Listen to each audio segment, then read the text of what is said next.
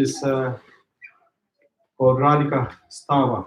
So we have song papers. You can distribute this. I have more if you need more.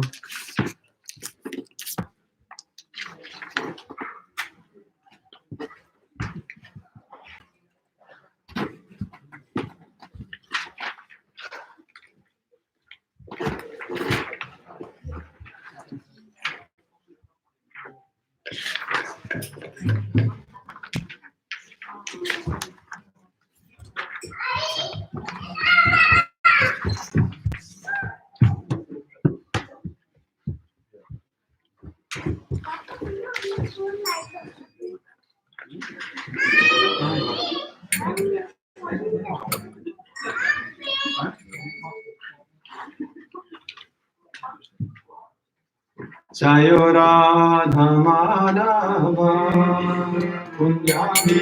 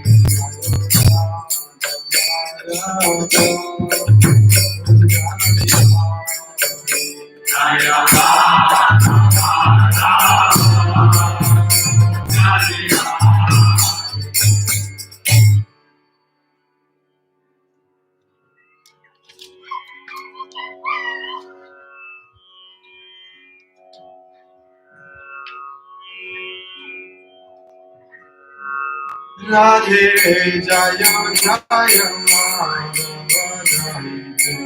Radhe Jaya Jaya Madhava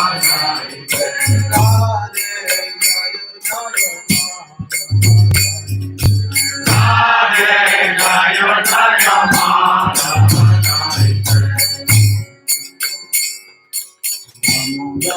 Radhe Vandana Hari Nistuta Vita Vipinese Radhe Vandana Hari Nistuta Vita Vipinese Radhe Vandana Hari Nistuta Vita Vipinese Radhe Vandana Hari Nistuta Vita Vipinese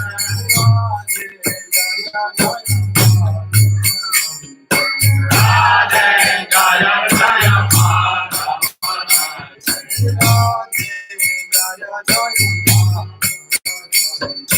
Radhe Jaya Jaya Madhava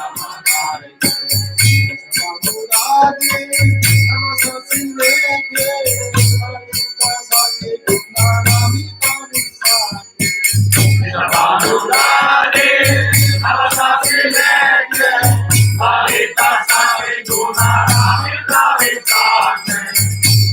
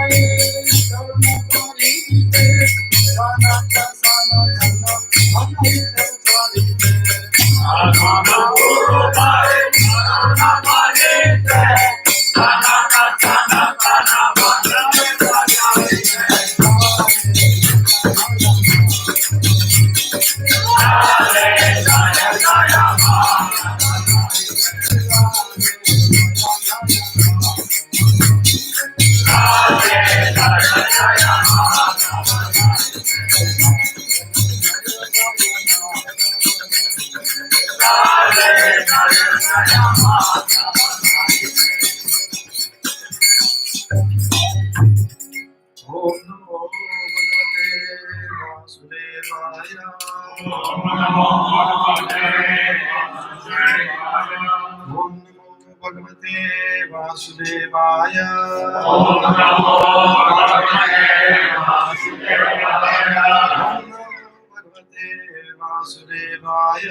Om Namo Bhagavate Vasudevaya. Yantimirandasya Jananjana Salakaya Chakshurumritam Jena Tasmai Shri Gurave Namaha. Shri Chaitanya Mahaprabhu Sthapitam Yena Bhutale Swayam Rupa Kadamayam Nati Svapadantikam Vandeham Shri Guru Shri Yuta Padakama Shri Guru Vaishnavasya Shri Rupam Sagrajatam Sahagaram Ratamritam Tam Sajivam Sarvaitam Savanutam Harijana Sahitam Krishna Chaitanya Devam Shri Radha Krishna Sagana Harivam Shri Vishakam Hare Krishna Karuna Sindhu Dinabandho Jagatpate Gopesha Gopika Kanta Radha Kanta Manostute Tapta Kanchana Uranghe Radhe Vrindavaneshwari Vrishabhanu Suterevi Pranamati Haripriya Vancha Kalpatarubhyascha Kripa Sindhu Mevacha Patitanam Bhavebhyo Vaishnavebhyo Namo Namah. Shri Krishna Chaitanya Prabhu Nityananda Shri Advaita Gadadhara Srivasari Gaura Bhakta Vrinda. Hare Krishna Krishna Krishna Hare Hare Hare Rama Rama Rama Hare Hare.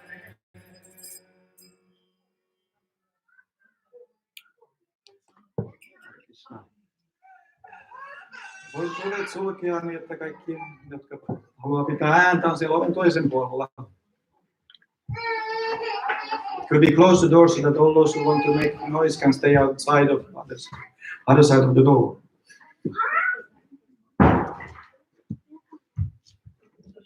So today we will speak about Radharani from Srimad Bhagavad Gita, as it is from 9th chapter, 13th verse. So I will read this verse.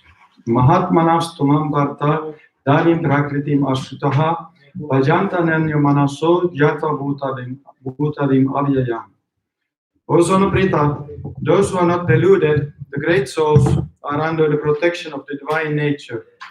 They are fully engaged in the devotional service because they know me as the Supreme Personality of Godhead, original, inexhaustible.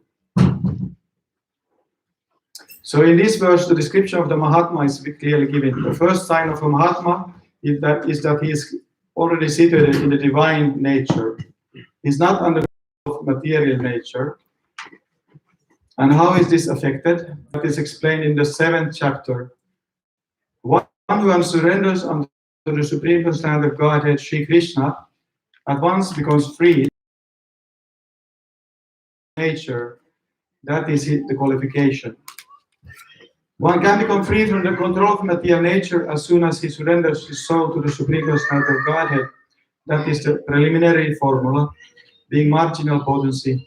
As soon as the living entity is free from the control of material nature, he is put under the guidance of the spiritual nature.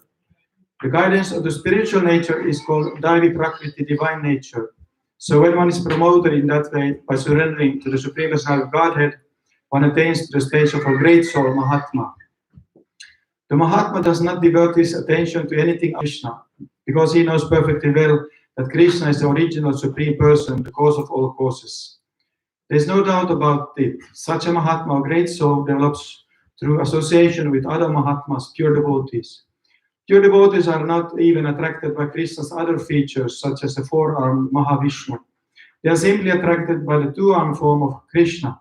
They are not attracted to other features of Krishna, nor are they concerned with any form of demigod or of human being. They meditate only upon Krishna in Krishna consciousness. They are always engaged in the unswerving service of the Lord in Krishna consciousness. So the verse we read today was Davim Prakritim Asritaha Vajanjananya Manaso Jatva Bhutarim Avyajam. Do you translate to Russian? Okay. There's a Russian translation here. So Uzvana Partha, Prita, those who are not deluded, the great souls are under the protection of the divine nature. They are fully engaged in devotional service because they know me as the Supreme Personality of Godhead, original and inexhaustible. So Radharani appears everywhere in Srimad Bhagavatam. This is a Mahatma. When they are talking about the Daivi Prakriti, the transcendental nature, there are two kinds of Prakriti explained in the Bhagavad Gita, the Apara Prakriti and Para Prakriti. So this Para Prakriti or nature, the transcendental nature, that is called Daivi Prakriti. Just like we are trying to be under guidance of Radharani, Daivi Prakriti. Prakriti means actually woman, and Daivi means transcendental woman. This Prabhupada mentioned in Los Angeles in 1972.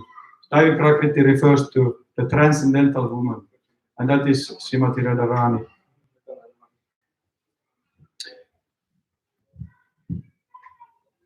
I wanted to read you something from Srimad Chaitanya Charitamrita. There's a nice verse from the Gautya, Brihad Gautyamya Tantra, which is going like this. Devi Krishna Mai Prokta Radhika Paradevata Sarva Lakshmi Sarva Kanti Samohini Para. The transcendental goddess Srimati Radharani is the direct counterpart of the Lord Sri Krishna.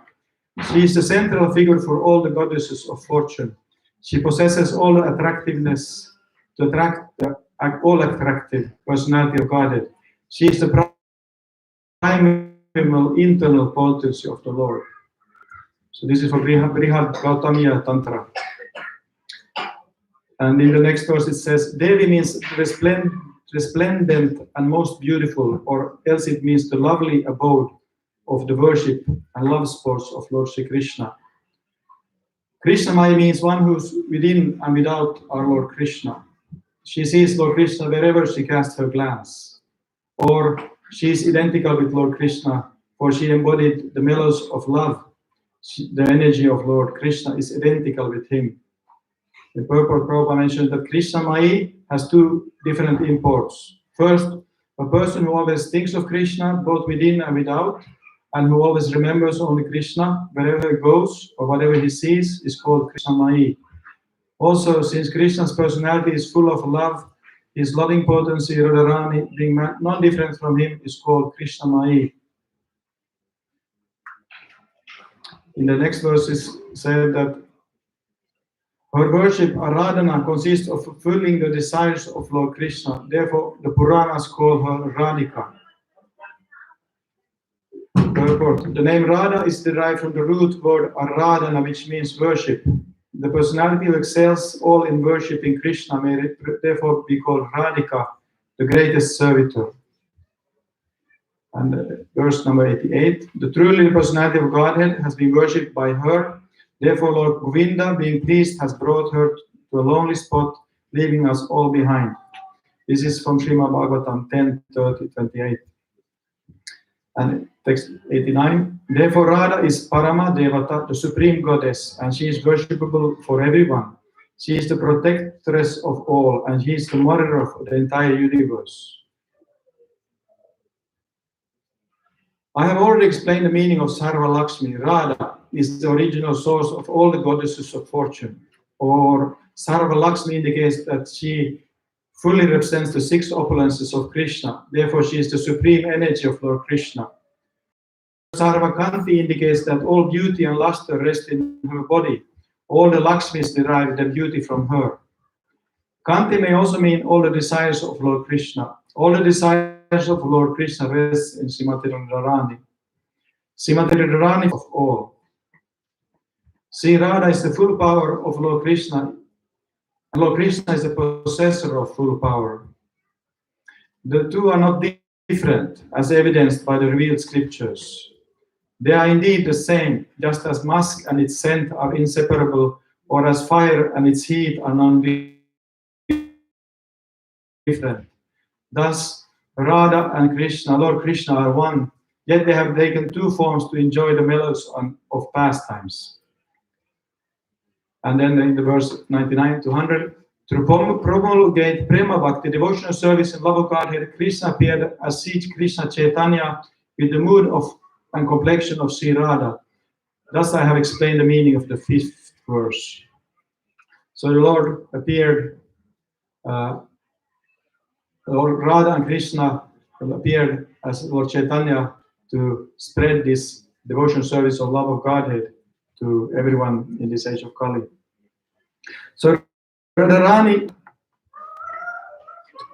not different from Krishna, and when Krishna, she has many expansions. She also expands when Lord Ram comes to this world. He expands to Sita, and when Lord Narayan, Lakshmi Devi, or when the creation of the universe happens, Lord Shiva appears. Then she appears as Durga. But these other forms, they are not as complete as the original form of Srimati Radharani. Even once Lord Lakshmi wanted to enter the rasa dance where Krishna was dancing with the gopis, but she could not enter because she had the mood of opulence in her. She didn't want to give up the opulent mood to enter there. So there is no doubt that the Gita's main focus is bhakti, and that this is known by every real student of the scriptures, that Srila Prabhupada expressed this in simple way in one of his overviews.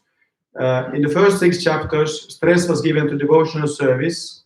In the next 6 chapters, pure devotional service and its nature and activity was described. The third part of Bhagavad Gita has shown that devotional service and nothing else is the ultimate purpose of life. This means that the all-pervading theme in Bhagavad Gita leads us to her. She is the abode of love and compassion. Bhakti is her dominion. And we can hear radical commentary by what Srila Prabhupada says. Don't try to offer Krishna directly. Please come in, take some seats. Please come in.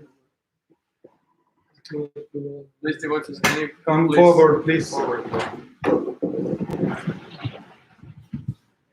So Srimati Radharani's appearance day today, we are speaking about Srimati Radharani. And Srila Prabhupada said that don't try to offer to Krishna directly, just offer through Srimati Radharani. And Krishna is not independent. Krishna is Radharani's property. Thus reminding us that one can hear and understand, serve and see Krishna only by her grace.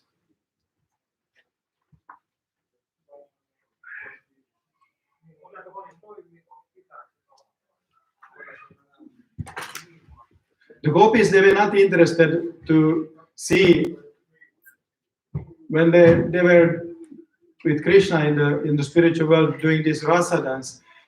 Krishna disappeared from them because they became a little bit proud, that they're thinking that, oh, we are dancing with Lord Sri Krishna. So they became a little bit proud. So Krishna doesn't like anybody to become proud. So Krishna disappeared from the scene.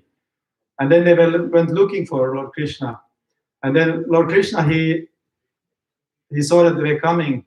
But he hid himself. He took form of Narayan, and then the gopis, they saw Lord Narayan. They said, "Oh, wonderful Lord Narayan, please accept the humble basis, the Supreme Personality of Godhead. Please, can you show us where Lord Sri Krishna is?" They were not interested in Lord Narayan. They wanted to only see Lord Sri Krishna. But then when Radharani came, then Krishna couldn't hide anymore. The two arms, they disappeared. And they were dancing for the one night of 4,320,000,000 years. They were dancing this rasa dance when they were doing this rasa dance. there is a reason why we don't speak so much about these intimate pastimes of Lord Sri Krishna. And I wanted to read to you what Srila Prabhupada is saying in this Bhagavad in Srimad Chaitanya Charitamrita. When he started to discuss these subjects with Ramana Roy, he approached Lord Sri Chaitanya on a very respectful basis, and the Lord embraced him, and they both began to discuss Krishna in a secluded place. And Prabhupada is making in the purport, he's bringing this up. I will read you this purport. He said that the word Radhastami is in a secluded place is very significant. Talks about Krishna and his pastimes, especially his pastimes in Vrindavan and his dealings with the gopis, are all very confidential. They are not subject matter for public discussion, because those who have no understanding of the transcendental nature of Krishna's pastimes always commit great offenses, thinking Krishna to be an ordinary human being and the gopis ordinary girls. Following the principle of Lord Sri Chaitanya Mahaprabhu, who never discussed the dealings between Krishna and the gopis publicly, devotees in the Krishna consciousness movement are enjoined not to discuss the pastimes of Lord Krishna in Vrindavan in public. That is now. This is public. For the general public, Sankirtan is the most effective method to awaken Krishna consciousness. If possible, one should discuss the principles enunciated in Bhagavad Gita. Sri Chaitanya Mahaprabhu followed this principle very strictly and discussed the philosophy of Bhagavad Gita with learned scholars like Sarvabhauma Bhattacharya and Prakasananda Saraswati. However, he taught the principles of the Bhakti cult to students like Sanatana Goswami and Rupa Goswami, and he discussed with Sri Ramananda Roy the topmost devotional dealings between Krishna and the gopis. For the general populace, he performed Sankirtan very vigorously. We must also follow these principles in Krishna consciousness all over the world. So that's why we don't usually speak so much about these intimate pastimes, because as long as we are still thinking of enjoying the opposite sex, we will consider these pastimes to be, oh, Krishna is like me, he is also enjoying some kind of pastimes. But that as long as we have this desire to enjoy in this world, we should not too much indulge in these pastimes. Otherwise, we might become sahajas. Sahaja is a group of people, they take it very cheaply, and you see this going on.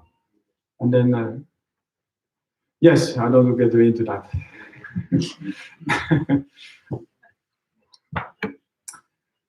So the idea was that Prabhupada said that we shouldn't approach Krishna directly, but we go through Radharani. And there's a story about this actually. Once a time in Radhakunda is the place of Radharani in Vrindavan, where she has her bathing place.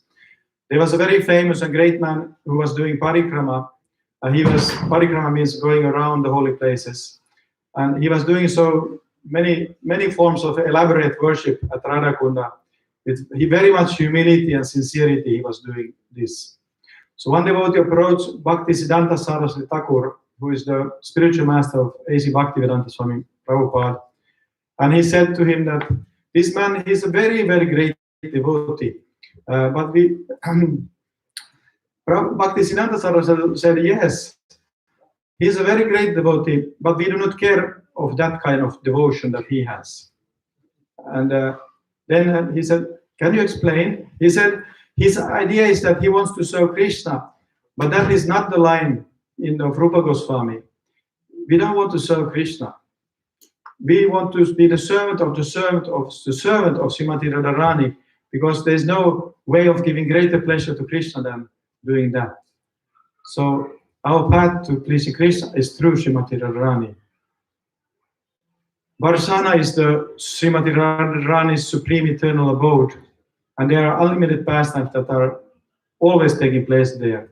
And these pastimes we can read about, we can meditate about them, and get totally absorbed in thinking of the Supreme Lord in these pastimes. But in the Srimad Bhagavatam, her name is never mentioned. And sometimes the atheist class of men, they protest that Radharani's name is not mentioned in Srimad Bhagavatam. how is this name Radharani come about? But they don't know how to see it. It's actually Ananya Aradyate, Aradyate. Aradyate means worshipping, and from the word Aradyate, Radha has come. But Radha's name, they are also in other Puranas, so this is the origin. And there's also another reason why it's not mentioned in Srimad Bhagavatam, and that is because the one who spoke to Srimad Bhagavatam, Sukadeva Goswami, he was in his spiritual form, he was one of the pet parrots of Srimati Radharani. Sukadeva Goswami, he is a parrot in the spiritual world. And he was afraid that if he mentions the name of Radha, he will fall into ecstasy and he couldn't be able to continue with speaking the Srimad Bhagavatam. So he avoided to speak Radharani's name. Srimati Radharani has 200,000 parrots around Vrindavan, actually Tulsi, Vrindadevi, and they are going out around spying and they are arranging all these pastimes there, and they're coming into Vrindadevi and Radharani and informing them of what's going on there. There's a whole intrigues and pastimes going on. And these parrots are these messengers. So Sukadeva Goswami was one of these parrots. Parrot spy. It's parrot spy, yeah. But Krishna actually, once he asked Radharani to descend because he wanted to come to this world, and he couldn't do that without her. So when Krishna comes, Radharani also comes. And she entered into the earth when Vrishabhanu Maharaj, who was performing a sacrifice, he was plowing the field in an area called Mukhyar Valley in Braj. She actually just appeared from the earth as a beautiful golden child. And Vrishabhanu Maharaj, who was in such a transcendental bliss, brought the beautiful child to his wife, Kirtida Devi. From that day on, there was a very great happiness in their home. But there was one thing which was making them sad, because Srimati Radharani, she didn't open her eyes. And they thought that Srimati Radharani is dumb and deaf. So, to celebrate the appearance of Srimati Radharani, then they invited all to come to the celebration. So Lord Krishna also came. Actually, the reason why Radharani was keeping her eyes closed was because she said she won't open her eyes before she sees Krishna. So then Lord Krishna, who was 1 year old, she was crawling around. Lord Krishna went to the cradle of Srimati Radharani. And when Srimati Radharani could smell the bodily fragrance from the body of Lord Sri Krishna, she opened her eyes, and the first thing she saw was Lord Sri Krishna smiling at her. So then she was very happy, and everybody was happy. Finally, Radharani opened her eyes. Sri Krishna, Chaitanya, Radha, Krishna, Mahayanya. In a conversation of Lord Chaitanya and Ramananda Roy, the most fundamental principle of spiritual life up to the ultimate spiritual realization of the world were discussed. I already read a little bit about that. And Lord Chaitanya Mahaprabhu, he revealed to Ramananda Roy that the ultimate perfection of life is to love Krishna, and the essence of love of Krishna is Bhava. And the essence of Bhava is Mahabhava. And Srimati Radharani is the very personification of that Mahabhava. In fact, Sri Radharani, who is non different from Krishna, is the supreme abode, supreme whole of all love and devotion. Whatever bhakti any living entity has in all spiritual and material worlds, it's only a part and parcel of the supreme, all-encompassing Radharani's love. Usually, when we are looking for anything in this world, actually we are looking for love. And we are looking for love from different things, from golfing or eating too much. It's just that we are not satisfied. We're looking for something, or sexual pleasures. But ultimately, we are not finding that pleasure, the love that we are looking for from these material things, because they are not really there. It's just a misconception when we are trying to find love from something else than the Supreme Lord. Even Lord Sri Krishna himself has to admit that he cannot understand the love of Srimati Radharani, although he is the supreme controller of all controllers. Although he knows everything past, present, and future, he knows all living beings. There's one thing that he is just not able to understand. And what is this? That is what Srimati Radharani feels when she tastes the sweetness of his love. What is the nature of her love? Therefore, Krishna came to the conclusion, in order to realize this, I have to personally assume the sentiments of Srimati Radharani, and thus he appeared in this world as Lord Chaitanya Mahaprabhu, not only to realize Srimati Radharani's love, but to distribute the nature of that love to everyone. So anyone who will simply accept it through the chanting of the holy names of the Lord will be able to have a glimpse of that love. Therefore, our way to connect to this Srimati Radharani and Krishna is to chanting the holy names. Hare Krishna, Hare Krishna, Krishna Krishna, Hare Hare, Hare Rama, Hare Rama, Rama Rama, Hare Hare. Krishna is there and Radharani is in the name of Hare. And we pray that they would engage us in the internal devotional service and engage us in the transcendental pastimes. This is also a pastime that's going on here right now. This temple is a pastime of Lord Chaitanya Mahaprabhu. This is actually expansion of these pastimes. And we can take part in these pastimes by taking part in all activities here in the temple, because the temple is not different from the spiritual world. Therefore, we are trying to create the mood of the temple, in the temple, that it's like a spiritual world. The more we have this attitude of serving Lord Sri Krishna and chanting Hare Krishna, the more the atmosphere in the temple will be like the spiritual world. But if you want to enter into Vrindavan is the spiritual world, we must follow in the footsteps of the gopis who are in the loving service of Srimati Radhika. And how do we do this? How do we follow in the footsteps of Sri Radhika?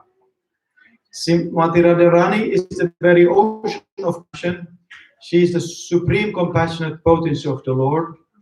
She is knowing Krishna's heart. She wants to give her love to as many people as will accept it. That is her nature. In this world, Radharani's love manifests through her devotees. Therefore, Krishna says in the Bhagavad Gita, Evam parampara praptam. The parampara, disciplic succession, is the flow of Radharani's compassion in this world. This Guru Parampara is the flow of Radharani's compassion. By taking shelter of a Guru Parampara, coming down through the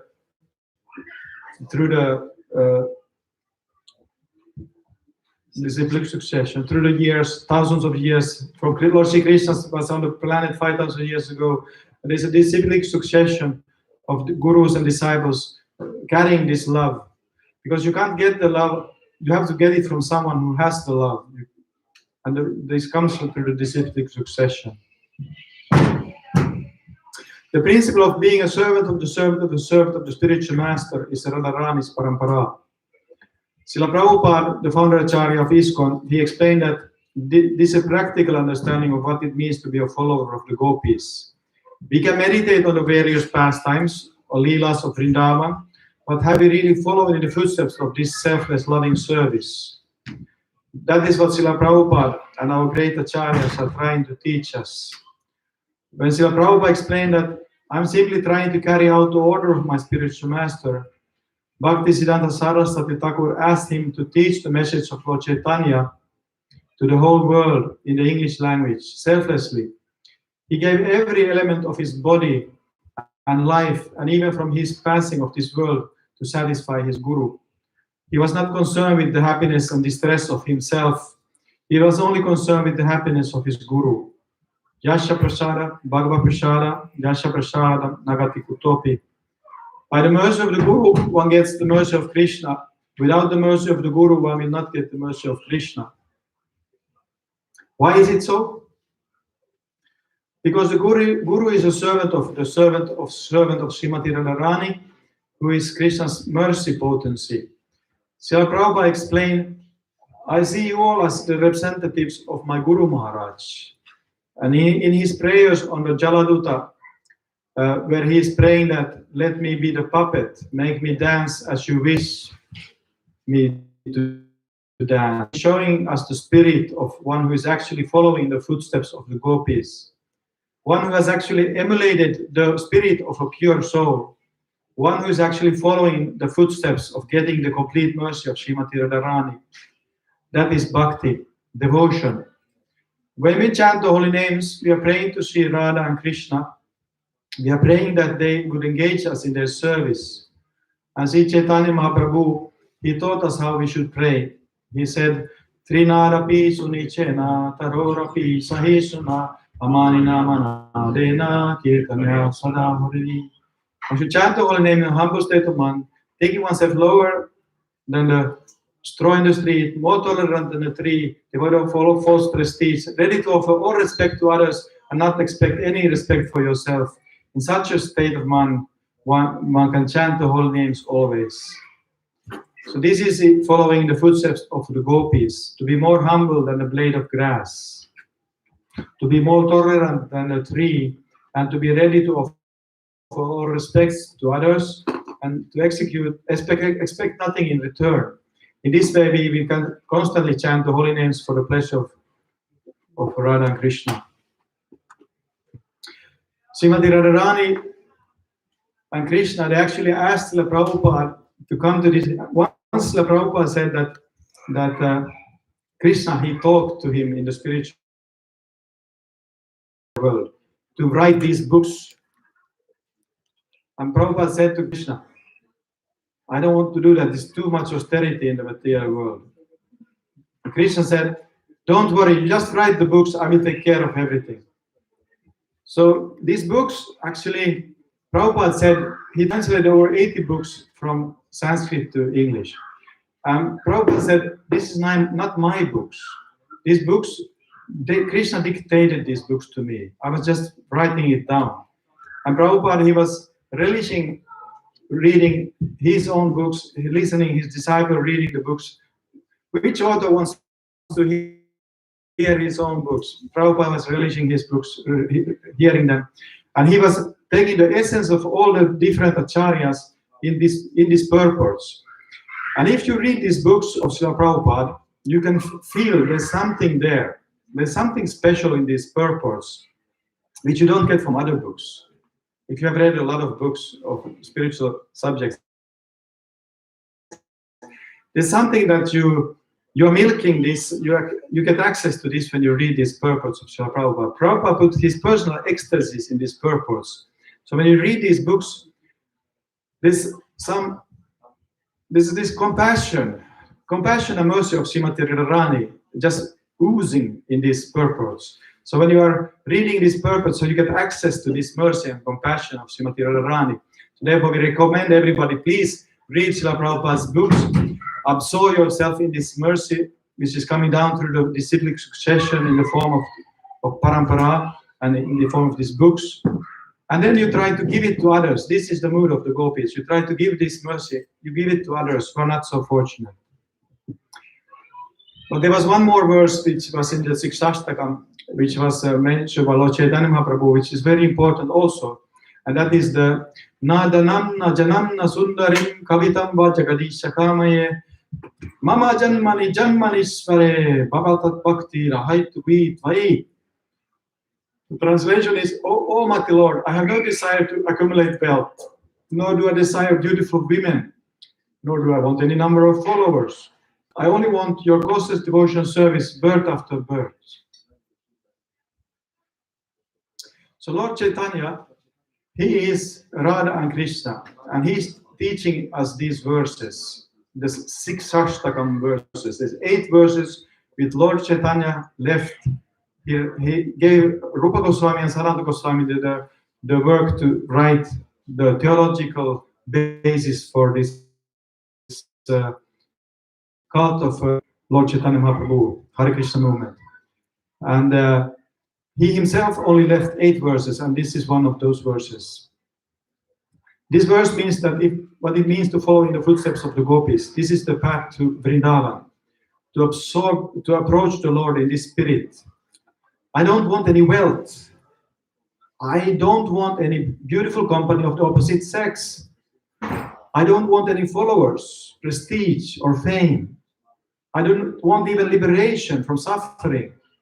My only desire is to unconditionally serve you birth after birth after birth.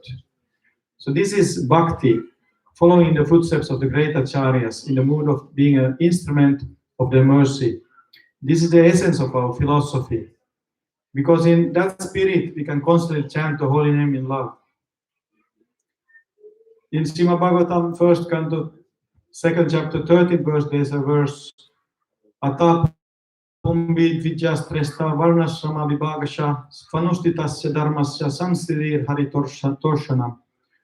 O best among the twice born, it is therefore concluded that the highest perfection one can achieve by discharging the duties prescribed for one's own occupation according to the caste divisions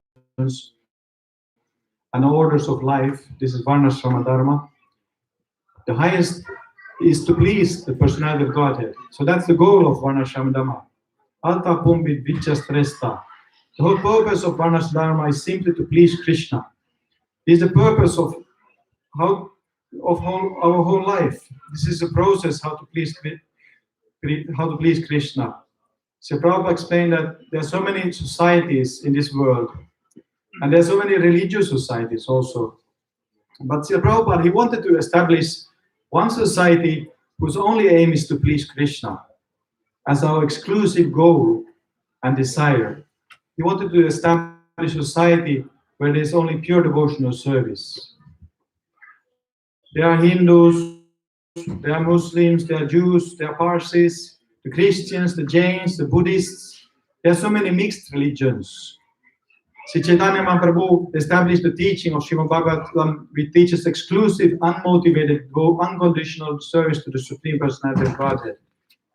And we should try to keep this movement as pure as possible. He didn't want it to become watered down into some kind of mundane Hindu concept that we want to have come and ask for beautiful wife and beautiful cars, and of course these can be also there, but that's not the goal of life. Is to please Krishna. They can also be there, but we should try to come to pure platform, slowly. It doesn't happen overnight, but by slowly coming to associate with devotees and chanting Hare Krishna, slowly we will come to this path of only wanting to have Krishna and nothing else, because nothing else will ultimately satisfy us. No matter how many cars you have, they will all rust and go bad. Same with the partners, they also go rusty and bad. Nothing lasts in this world.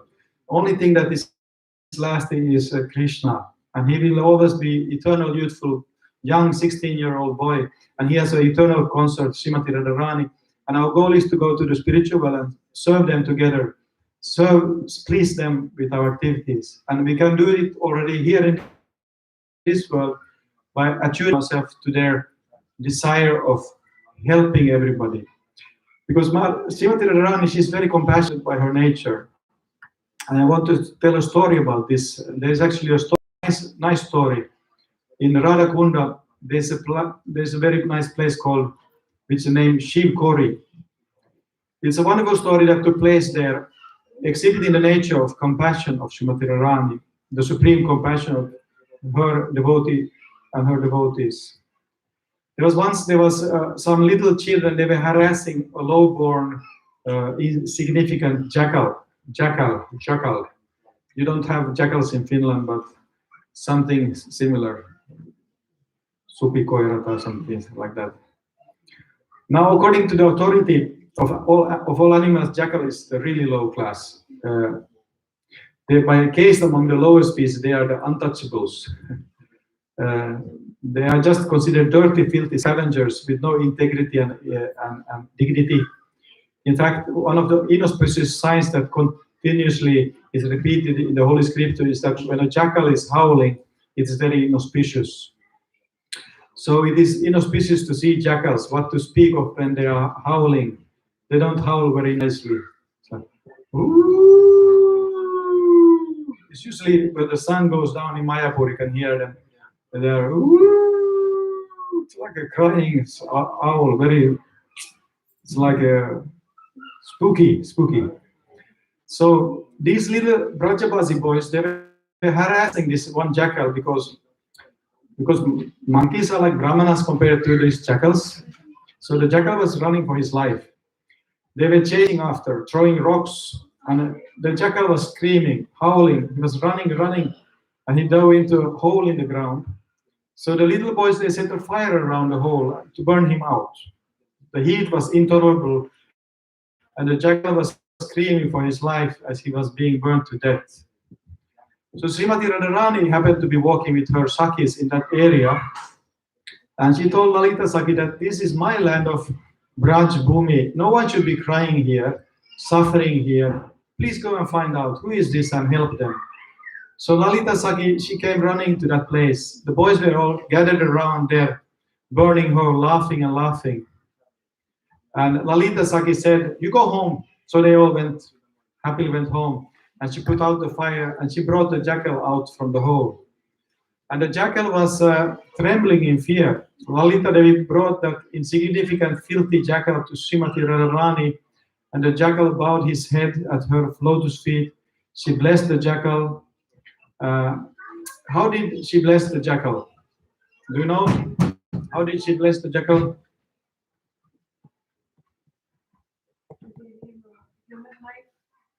Actually, she gave much more than that. She gave him the body of a gopi in the spiritual world to be eternal associate of her and Krishna. So that jackal sincerely cried out for her mercy with all humility and helplessness, and she took shelter of Radharani. So she blessed him with becoming a gopi. So the moral of the story is that this is an example of how to cross the ocean of material existence. Whoever we are, if we actually take shelter, we will get ultimate destination of our lives. The hole that the jackal was in represents the material existence. Jackal represents the living entity fallen into the abominable condition of enemy for the Lord. So that's us. We are here in the material world, in the burning fire of material existence. And the fire around the hole represents samsara dhavana lilavoka, the burning, scorching pains of material existence. All these, there's so many pains in this material world. Adibhautika, Adidevika, Adiatmika, pains from our body, pains from nature, heat, cold, volcanoes, earthquakes, tornadoes, pains from other living entities, envious people who are not making our lives easy. Mosquitoes are eating us, and tigers and all kinds of beings trying to give us some pain. Rabbits, yeah, but so many. So the screaming out, this is the material world. And the screaming out of the jackal represents the loud, sincere, helpless calling out of the holy names of the living entity who is in this material world, out of envy of Krishna. So the screaming of the jackal is when we take to this chanting of Hare Krishna, Krishna Krishna, Hare Hare, Hare Rama, Rama Rama, Hare Hare. Even if one time we call out the holy name in a state of utter helplessness and humble devotion, Sri Radharani, Lord Krishna, who are non-different than their names, they will certainly respond and award us the ultimate pleasure of pure devotion, pure love for Krishna. So that insignificant jackal, he was crying out the holy name. Lalita Sakhi, she represents the spiritual master who comes by their mercy, by their grace. They come on behalf of Srimati Radharani and rescue the fallen souls in the hole of material existence, being burned by the fire of material existence. And by the mercy of Guru and the great Vaishnavas, they bring us to the lotus feet of Srimati Radharani. And I consider myself like a jackal, and therefore cannot chant Hare Krishna without aparad, offenses. But Radharani even gave mercy to a jackal, so surely she can give her mercy, great mercy, to a jackal-like person like myself also. So there is hope, because even a jackal got this mercy, so we can also become dear to Lord Shri Krishna by chanting the holy names. Is there any questions or comments, or should we continue with the program immediately? Okay, we continue with the program. Please